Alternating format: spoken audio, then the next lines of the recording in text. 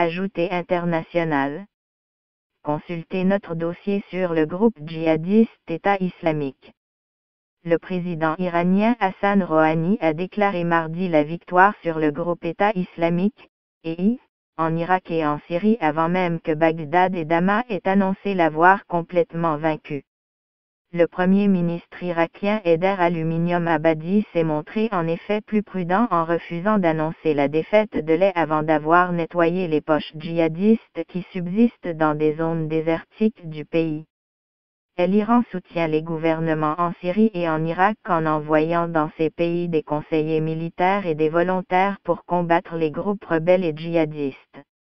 Il faut remercier tous les combattants de l'islam, les diplomates, le guide suprême iranien, l'ayatollah Ali Khamenei, note de la rédaction, les forces armées irakiennes et syriennes pour la fin de ce groupe qui n'avait apporté que le mal, la destruction, le meurtre et la sauvagerie, a déclaré M. Rouhani dans un discours retransmis par la télévision des États. Parlant de grandes victoires, M. Rouhani a encore déclaré que le travail principal avait été accompli par les peuples et les armées syriennes, irakiennes et libanaises. Cette déclaration survient quelques jours après la reprise par les forces pro-gouvernementales en Irak et en Syrie des derniers fiefs urbains du groupe djihadiste, qui ne contrôle plus que quelques poches dans les zones désertiques à la frontière entre ces deux pays.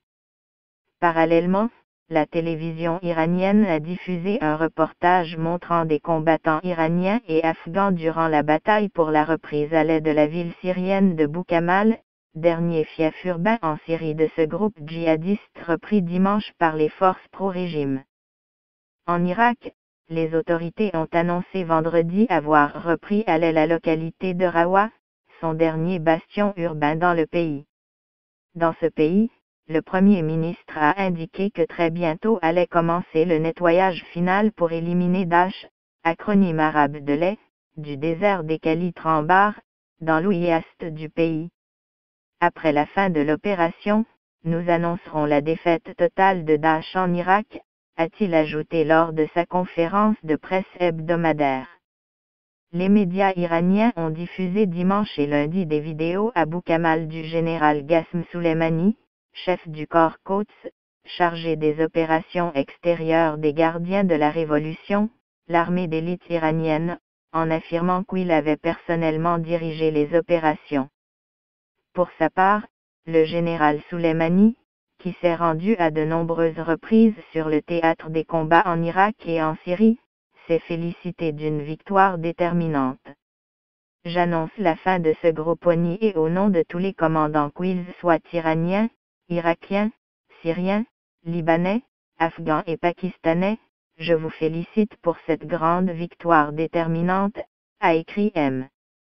Soleimani dans un message à l'ayatollah Khamenei repris par le site des gardiens de la Révolution.